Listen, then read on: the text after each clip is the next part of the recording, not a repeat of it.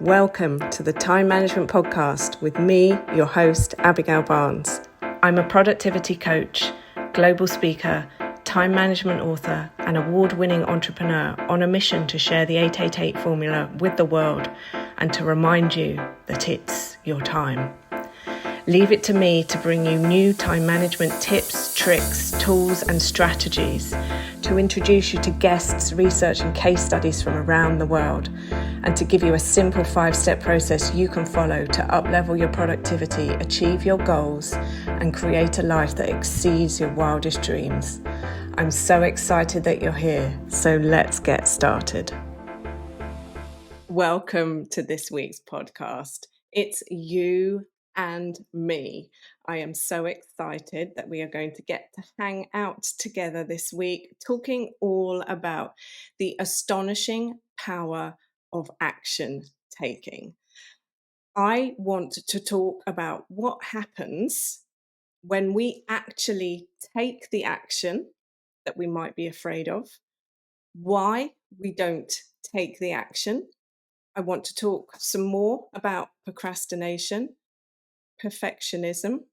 And as I said in our last solo episode when we were hanging out together, this is a conversation that is just going to build and build and build. We're going to talk about all of the things. So this week, there's 3 things around action taking that I want to make sure that we cover, that we talk about. And I'm going to share some stories in and around all of this as well. So the first one when it comes to action taking is why we don't take action. We are procrastinating. Now, we had a whole episode about this, so we're not going to dive too deep into it. I would say go back and check out that episode. We'll leave a link to it in the show notes.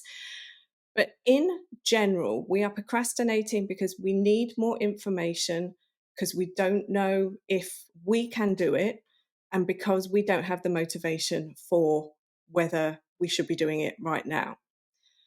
One of the big emotions that underlies procrastination in general, in conversations that I have with my clients, with audiences, with my friends, with my peers, is around fear. Fear of what will happen when I take that action, when I do that thing. And the second part of the action taking is proof. So lots of what we talk about, they're interlinked.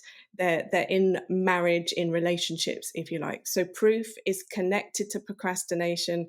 We might procrastinate because we need proof, aka we need to see other people doing what it is that we know we want to be taking action on, but we're actually not. So when it comes to proof, it is such a big area that we can just fall into, well, I need more information, I need proof. Okay, cool. Let me ask you some more questions then. Where are you going to go to get that information? Where are you going to find the proof? Because the actions we take create the results that we experience. So if we don't know where we're going to go to get that information, or the people we're getting that information from aren't the best source of that information, then we are not going to be able to take those actions because we still have this feeling that we need to know more, which can also be connected to an addiction to knowing more. And so here is my question. Are you one of these people who is just addicted to learning? So the question is, how much more do you need to learn before you can take an action? How many more certificates do you need to have before you feel qualified? Earlier this year, we did a whole 7-day challenge around imposter syndrome and what that actually looks like for people in life. And we were talking about imposter syndrome and how sometimes it's just a story that we have been telling ourselves that we are so addicted to, we don't really realize that the parameters that we had allowed ourselves to be living in, almost like we had put a prison around ourselves and we were in charge of keeping ourselves in this prison. Like, I need more proof, and I am not successful enough to have this, and people like me don't have this. These stories are keeping you, me, us from taking an action. In the last episode, I told you how much I had procrastinated over taking the action to publish this as a podcast. I have live streamed for years, but never actually taken that step to turn the content into an audio experience. We had the live stream experience, and there is a live stream element to this still, because this is my comfort zone. This is what I know how to do and I'm familiar doing. And so turning it into audio meant that I had to take a different action. And then the third P in this, so we had procrastination, we had proof. The third P is the plan. We often don't take an action because we don't have a plan. And or the plan we have is so complicated, requires so much information, requires ungodly amount of knowledge, expertise, certification, money, all of the things, all of the excuses. But the reality is that the plan is just simple step by step by step by step by step. Because if we talk about science for a minute, an object that is in motion stays in motion. If we push a snowball off a cliff, the snowball, it's harder to start the snowball going when it's just one flake of snow connected to another flake of snow, and you're connecting these flakes of snow together. Imagine how long it takes for a flake of snow to become a golf ball size, to become a tennis ball size, to become a football size, to become a beach ball size.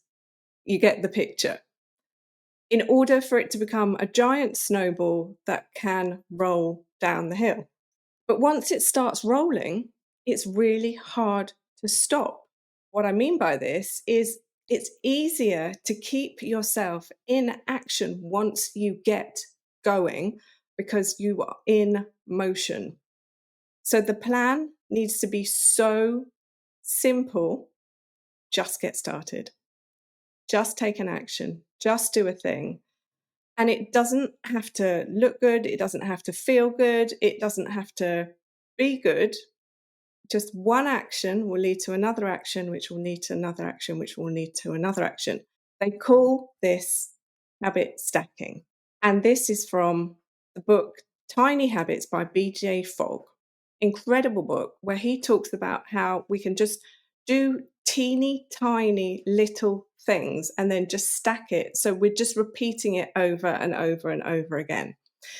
The best analogy that I can give you from myself, from my own life, is that this year, 2023, at the time of recording this podcast, whenever you're listening to this, on the 14th of May, I decided that I was going to start yoga.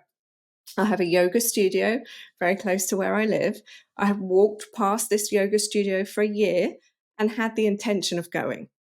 But then one Sunday, the coffee shop I usually went to wasn't open.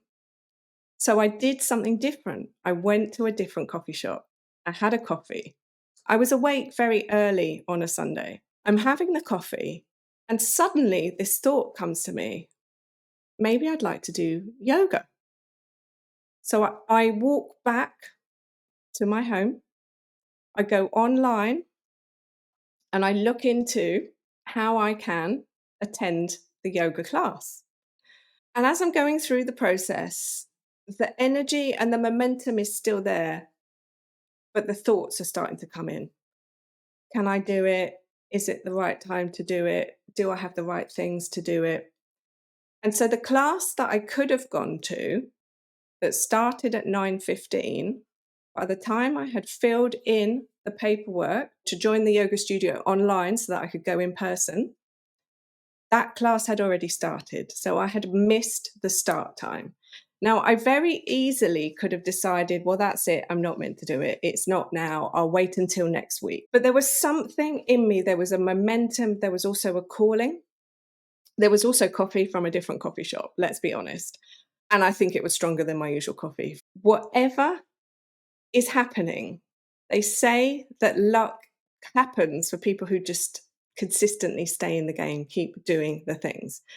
I believe that when you are taking an action step, you are guided, you are supported, and things come in to help you. So I sign up and I commit to going to the next class, which was at 10:30. So that gave me enough time to find something to wear, to have a water bottle full of something to drink so that I could be ready for this class.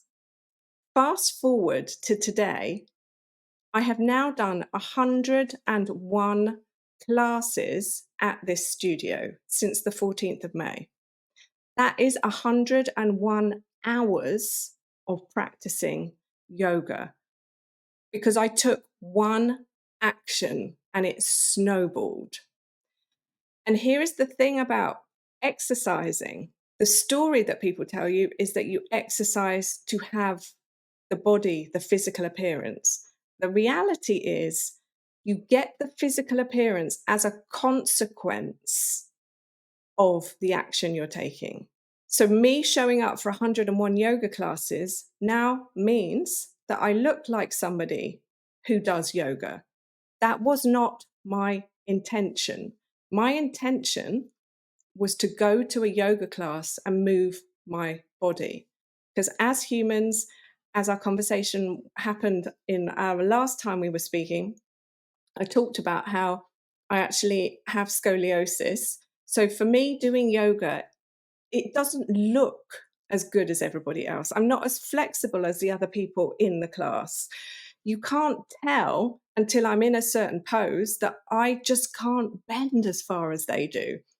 So at the start, I used to get very paranoid and tell every yoga teacher who asked, does anybody in the class have illnesses or injuries? I used to tell them about my injury. It's not an injury, it's just an inability to stretch as far. And so over time, my relationship with my body has totally changed. And now I am more in awe and I am more grateful for the flexibility.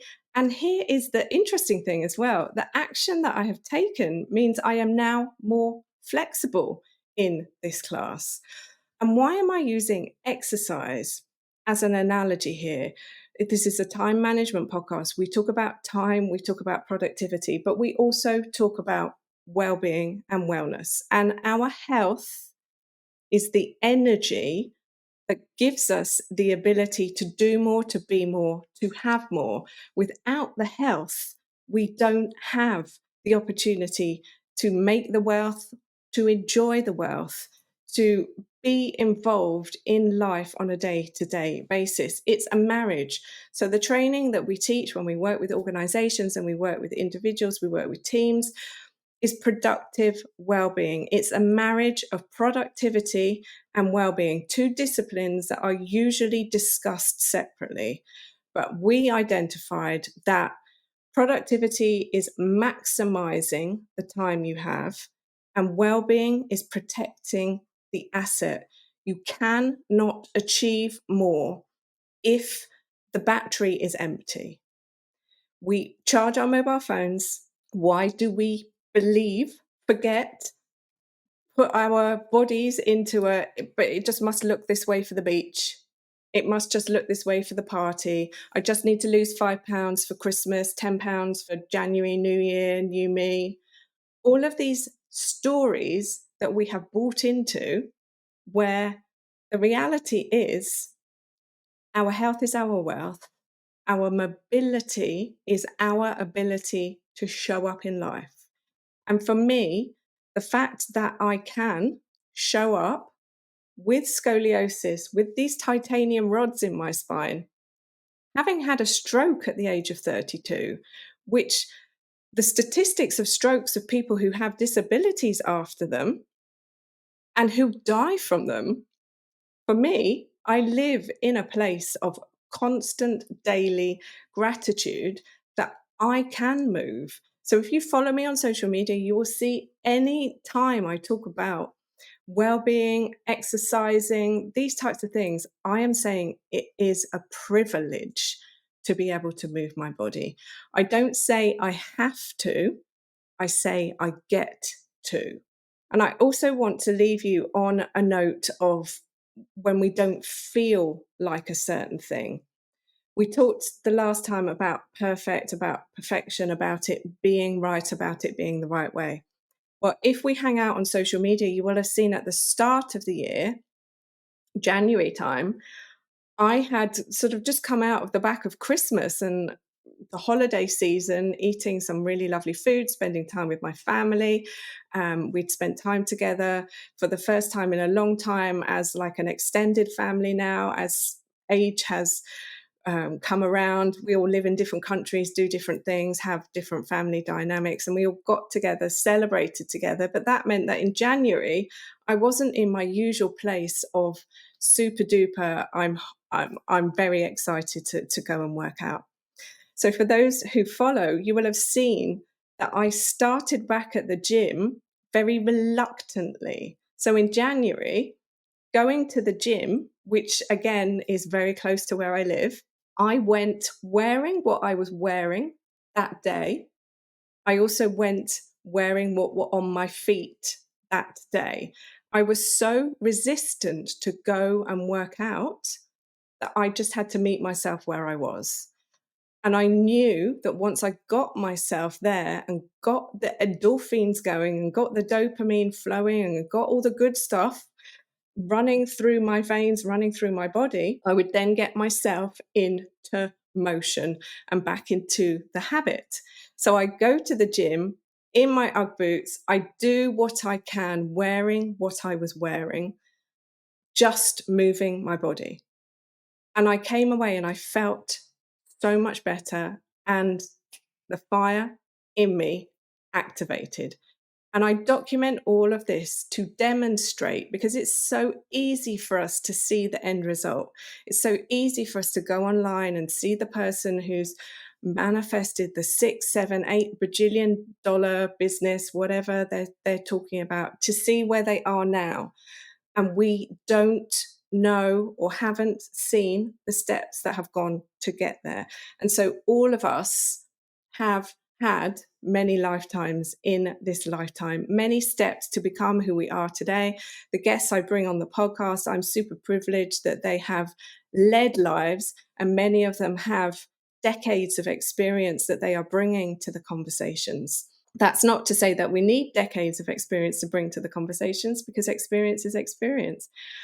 But anybody who has been in the trenches and has the experience, has the ability to communicate to you that it's only in the imperfect daily action taking that we create the results, we create the life, we create those habits, those tiny little habits. And so that story of me, session one with the Ugg boots, wearing my house outfit, let's be honest, most of us wear leisure wear at home anyway, so it wasn't too much of a stretch, but it wasn't exactly gym wear. Then the next day I went and I actually put my trainers on, because I was then invested and ready to do it, committed and on the way and in motion. So this episode, this week, we've been talking about the astonishing power of action taking, and the only piece that is missing from this conversation, the bow to wrap it all up, came from one of my mentors that I am bringing onto the podcast. I can't wait to share his wisdom with you, where his advice to me was, Abigail, you just have to dive in. When it came to business, he's an internet marketing entrepreneur, and this is what he teaches. And this is what I went to learn from him many, many years ago. And I didn't know whether I could do what I had learned at his training, and whether I could do it well enough, or whether I needed to learn more or do more or have more. And his advice then, which is his advice now, which has been his advice the entire time, including in his book that I've started rereading again, and we're going to be talking about that on the episode, so I'll highly encourage you to get a copy of that book, is that you just have to dive in. Before you know if you can swim, before you feel ready, before you know how deep the water is, before you know what the temperature of the water is, you just have to dive in. Because in the process of diving in, somebody will save you if you need saving, but you will also prove to yourself you don't need saving, and you will learn how to swim. And it won't be glamorous and it won't look great. And some of the things that he encouraged me to do in the early days didn't look perfect or amazing. We'll talk about this on another episode when he gave me my first ever speaking opportunity on his stage. I'm not going to spoil that story because it is such a great one about just practicing in public and becoming and evolving and learning and making mistakes and having other opportunities and learning anyway. I can't wait to share that one. Maybe I'll share that in our next conversation. Let me know in the comments. Let me know, reach out to me, send me a message, what you have taken away from this conversation today. We are going to keep diving even deeper into procrastination because it is a shadow, it is a story. Proof, you will never have enough. A plan, this is what we teach in the 25-day reset program. This is what we have taught over and over again since 2020 when we started the program. Set 2 goals you want to focus on every single 25 days, which is a month. So every single month, 2 goals you want to focus on. Because what will happen is over a year, you will have achieved 24 goals. We call this the 24 goal year. And in 2024, we will be launching this as a 12-month experience. So you will have the opportunity to spend time as a group focusing on 2 goals every single month. And you will be shocked by how much you will achieve in 2024 as a group. There will be details for how you can join that and get the early bird discount as well as being an early listener in this community. There are benefits to everything in life.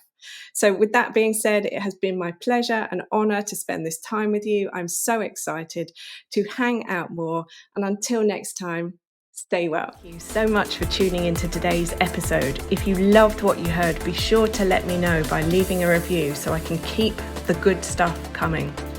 Come and say hi on Instagram at Success by Design Training, or visit my website successbydesigntraining.com, or connect with me on LinkedIn. Just search Abigail Barnes. Until next time, don't forget, you are amazing and it's your time.